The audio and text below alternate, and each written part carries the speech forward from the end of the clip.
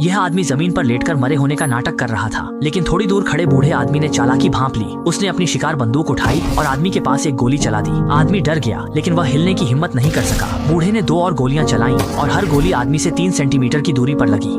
जब देखा कि आदमी जमीन पर लेटा हुआ बिल्कुल नहीं हिल रहा, तब बूढ़ा निश्चिंत होकर वहाँ से चला गया। लेकिन ठीक उसी समय आदमी की पुतलियां हल्के से हिल गईं और यह देखकर बूढ़ा भी अचानक मुड़ा। बिना कुछ कहे फिर से एक गोली चला दी। ये देखकर कि आदमी में अब भी कोई प्रतिक्रिया नहीं है, बूढ़ा अब मान गया कि वह सचमुच मर चुका है और निश्चिंत होकर अपनी गाड़ी लेकर चला गया। लेकिन रेगिस्तान से अभी बाहर भी नहीं निकला था कि बूढ़े ने देखा जो आदमी मर चुका था वह पहाड़ पर दौड़ रहा है। धोखा खाने का एहसास होते ही बूढ़ा जल्दी से स्नाइपर राइफल उठाता है। वह बंदूक की नली आदमी के सिर पर तानता है और बिना कुछ कहे गोली चला देता है। अच्छी बात यह रही कि गोली सिर्फ आदमी के कान को छूकर निकल गई, लेकिन वह बुरी तरह डर गया और जान बचाने के लिए पहाड़ की ओर भागने लगा। लेकिन बूढ़ा अब खून के प्यासे हो चुका था। उसने बंदूक उठाई और आदमी के सिर पर निशाना साधा। अच्छी बात यह रही कि आदमी बूढ़े के गोली चलाने से पहले ही एक पत्थर के पीछे छुप गया, लेकिन बूढ़ा तो हार मानने को तैयार नहीं था। वह लग्जरी कार चलाकर आदमी को पकड़ने और मारने के लिए दौड़ पड़ा। आदमी एक पल भी देर करने की हिम्मत नहीं कर सका। वह अपनी जान बचाने के लिए पहाड़ पर चढ़ने लगा, जैसे पहाड़ की चोटी पर पहुंचते ही उसकी जान बच जाएगी। लेकिन तभी बूढ़े को बेहतर शूटिंग एंगल मिला। वह बंदूक तानकर आदमी को मारने ही वाला था कि आदमी ठीक समय पर एक गुफा में घुस गया। उसे याद आया कि वहाँ पानी मिलेगा। उसने पूरी ताकत से गुफा के अंदर चढ़ना शुरू किया, लेकिन अगले ही पल उसकी खुशी काफूर हो गई, क्योंकि उसकी यादों का पानी का तालाब सूख चुका था। और इससे भी बुरा यह हुआ कि वह गलती से उसी में गिर भी गया। इससे पहले से ही घायल आदमी की हालत और भी खराब हो गई और वह तुरंत ही निराशा में डूब गया। बूढ़े ने गुफा के अंदर से आदमी की कराहने की आवाज सुनी तो उसने हमदर्दी दिखाते हुए माइक निकाला और आदमी को समझाने लगा कि अब और तड़पने का कोई फायदा नहीं है। अब आदमी बस कोने में सिमटकर चुपचाप मौत का इंतजार करने लगा।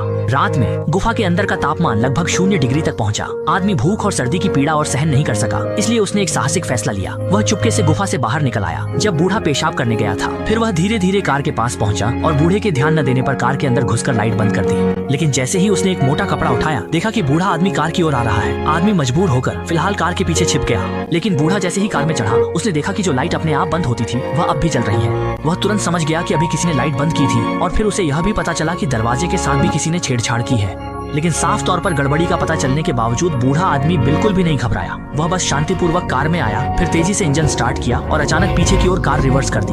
देखते ही देखते कार तेजी से उसकी ओर बढ़ी तो आदमी बस अनायास ही कार के नीचे छुप गया। इसके बाद वह लड़खड़ाता हुआ पत्थरों के ढेर की ओर भागा ताकि किसी ओंठ की मदद से बूढ़े की गोली से बच सके। लेकिन बूढ़ा तो शांतिपूर्वक बारूद निकालता है, फिर तुरंत उसे जलाता है और आदमी की ओर फेंक देता है। गलत महसूस होते ही आदमी पागलों जान बचाकर भागा, जबकि बूढ़ा मजे में था। वह बारूद निकालकर आदमी को जिंदा उड़ाने की कोशिश करता। आदमी बारूद के धमाकों से इधर उधर उड़ता रहा, मर गया।